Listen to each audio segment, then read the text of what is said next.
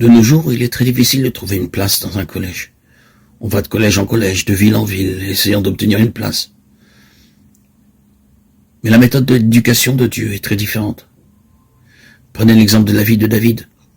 David fuyait devant ses ennemis et devait se cacher dans la sombre caverne d'Adullam.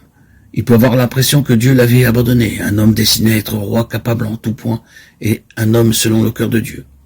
Pourquoi Dieu permit-il qu'il erre dans les déserts, dans les grottes et les lieux arides?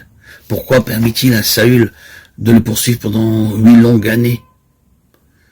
C'était là l'université de Dieu, le collège de formation pour David, où il apprit beaucoup de grandes vérités divines, où il composa de nombreux psaumes, et où Dieu lui donna des hommes puissants comme collaborateurs. Des années plus tard, quand il eut passé chaque épreuve, Dieu lui-même lui apparut un jour et lui donna le modèle céleste. Le plan du temple fut donné à David, comme il est dit dans 1 Chronique 28, 19.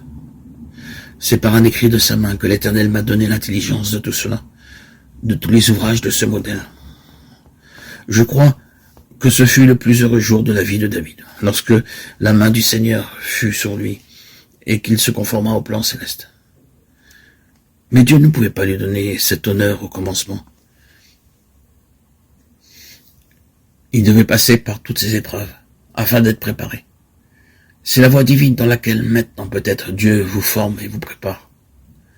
De plus, par l'héritage, vous avez aussi un avenir.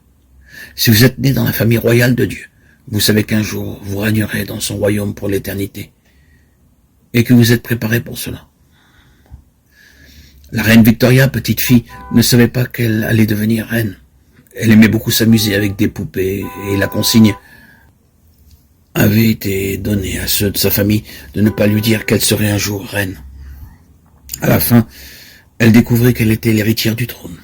« Est-ce vrai ?» demanda-t-elle à tout le monde au palais. « C'est vrai que je vais être la reine d'Angleterre. » À partir de ce jour, elle arrêta de jouer avec les poupées. Elle devint sérieuse et dit « Je dois régner sur un très vaste royaume. Je dois être très sérieuse. » Maintenant, nous aussi, nous devons apprendre à régner. Il nous a été donné par héritage toute la puissance de Dieu. Mais nous devons apprendre comment l'utiliser et être formés dans ce but. De même, si vous héritez d'une riche propriété, vous devez apprendre à gérer cette propriété. Il y a des princes qui gardent leur richesse dans des maisons fortifiées. Ils sont satisfaits et disent « J'ai beaucoup de richesses, des diamants, de l'or, des pierres précieuses et de l'argent. » Et cela demeure là et admiré. La richesse céleste, cependant, a été faite pour s'en servir et nous sommes formés pour l'utiliser.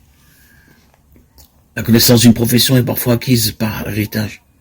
Si dès l'enfance vous apprenez un métier, vous deviendrez charpentier ou orfèvre, alors que vous êtes encore jeune. Il faudra des années à d'autres pour apprendre le même métier. Mais ceux qui sont nés dans une famille d'orfèvres apprendront très rapidement la profession. De la même façon, vous partagez la sagesse de Dieu au moment de votre nouvelle naissance et vous devenez co-ouvrier du Seigneur Jésus-Christ. Finalement, nous sommes choisis pour être l'héritage de Dieu lui-même. Lorsque des parents partagent leur propriété, tous les enfants ont une part, mais en même temps, les parents sont très heureux de recevoir quelque chose de leurs enfants. Les parents désirent donner leur amour à leurs enfants. Notre Père Céleste nous aime d'un amour éternel. C'est notre héritage céleste. Jouissons de son amour dans sa plénitude, l'amour du céleste Père, l'ami et le fiancé. Mais il désire aussi être satisfait en nous. Comment l'aimons-nous? Hélas, bien souvent nous sommes honteux de notre héritage et de notre Père Céleste. Hélas, il y a des croyants qui ont honte d'avouer que le Seigneur Jésus-Christ est leur sauveur personnel. Lorsqu'ils sont avec des amis ou des voisins, ils ont honte de lui. Et cependant, lorsqu'ils sont dans la difficulté, ils pleurent. « Oh Seigneur, aide-moi, je veux ton aide. » Le Seigneur les aide rapidement, mais cela ne satisfait pas son cœur.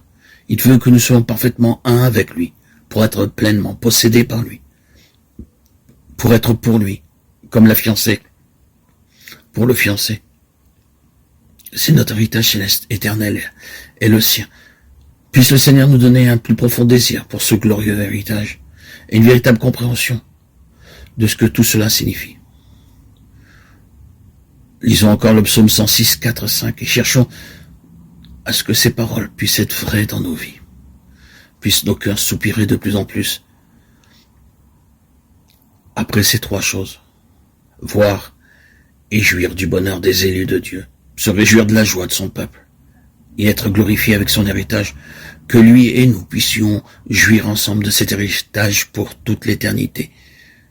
Amen.